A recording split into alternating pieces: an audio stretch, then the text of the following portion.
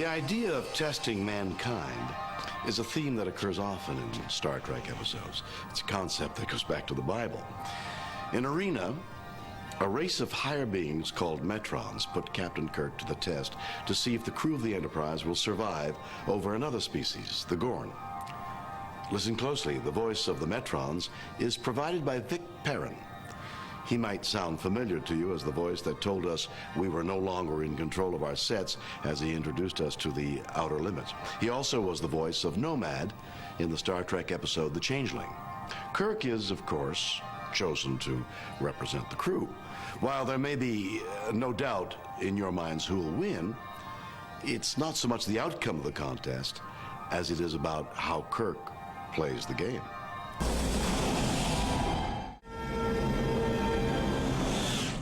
Arena is the first episode to establish the Enterprise's cruising speed of warp 6, and top speed is warp 8, although not without considerable danger to the ship and crew. While warp 1 is considered to be the speed of light, the formula to compute a starship's speed gets complicated.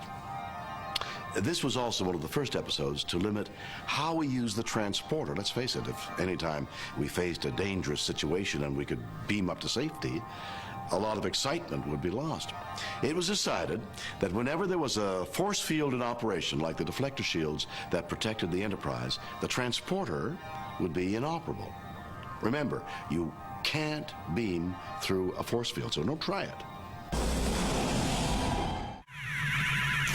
There were other science fiction projects around. Some of them were kind of lightweight. Some were attempting to do meaningful work. I had been involved in both. I had been involved in all the extremes of science fiction from very early on. For some reason or other, I was useful in science fiction. As an alien, often as an alien. I am half Vulcanian. Vulcanians do not speculate. I speak from pure logic. So it wasn't my first time in science fiction of any kind, but this was the first time in my memory that we were dealing with very current issues metaphorically. What makes you think you can interfere? It is you who are interfering. We are simply putting a stop to it. We were able to take very current issues that we were dealing with as a civilization at the time and translate them into a 23rd century story so that you could get a new perspective on it. It was a way of looking at ourselves through a different prism. And I think that was very, very important for our society and very refreshing for a lot of people. A lot of people got it. They got it. They got the metaphor. They got the poetry of it. And they were affected by it. We're a most promising species, Mr. Spock, as predators go. Did you know that? I've frequently had my doubts. I don't. Not anymore. And maybe in 1,000 years or so, we'll be able to prove it. Certain writers brought certain strengths.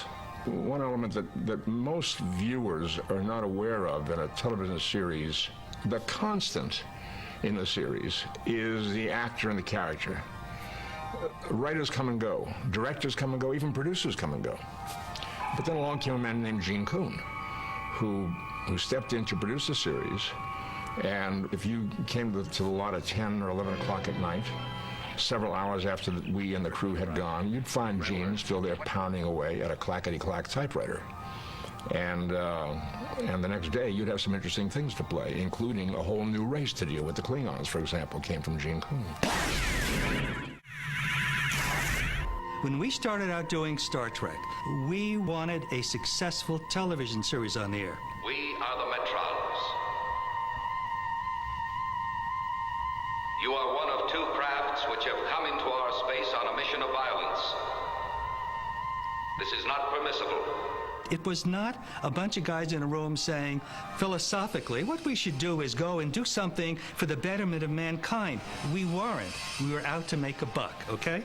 I mean, that's very important that audiences, that fans understand that. I mean, so much has been written about the wonderment that we've done, the philosophy. That came later. That came as we hired these marvelous science fiction writers. And we had some spectacular writers. People who came in and sat down at their typewriters and wrote science fiction. Wait for me. I shall be merciful and quick. Like you were at Cestus 3? You were intruding. You established an outpost in our space. You butchered helpless human We beings. destroyed invaders, as I shall destroy you. At that time, we had Lost in Space, we had Buck Rogers, we had Flash Gordon, we had really adventure, almost animation kind of stereotypical one-dimension space adventure, if you will. Along comes Star Trek. Along comes Harlan Ellison. Along comes Gene Coon, Theodore Sturgeon. Spectacular science fiction writers who prior to that really did not have an opportunity to write television. And suddenly Star Trek comes along, and suddenly a door opens, and inside that door is the opportunity to express their science fiction mind. Can that be true? Was Cestus 3 an intrusion on their space? It may well be possible, Doctor. We know very little about that section of the galaxy. Then we could be on the wrong. Perhaps. The Gorn simply might have been trying to protect themselves. Yes. So most of the philosophies that we hear about, the way we treat fellow man, the way we treat people in the galaxy, the mixed racial feelings aboard the Enterprise and throughout the galaxy, most of that came from Gene Coon and the writers.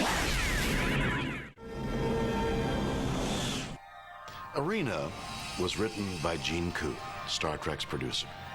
Coon based it on a short story by Frederick L. Brown, who wrote Martians Go Home.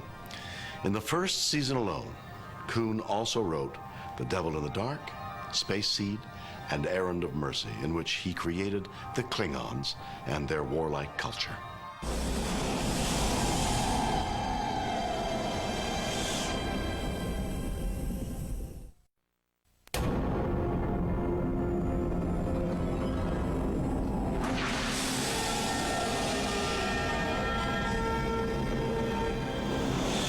In Robert Wise's 1951 sci-fi classic, The Day the Earth Stood Still, Klaatu, played by Michael Rennie, was sent to Earth to tell us to shape up or face the consequences. Humankind was to be judged for its worthiness to survive. The idea of being judged and tested has its roots in the Bible. Adam and Eve were tested, and they failed.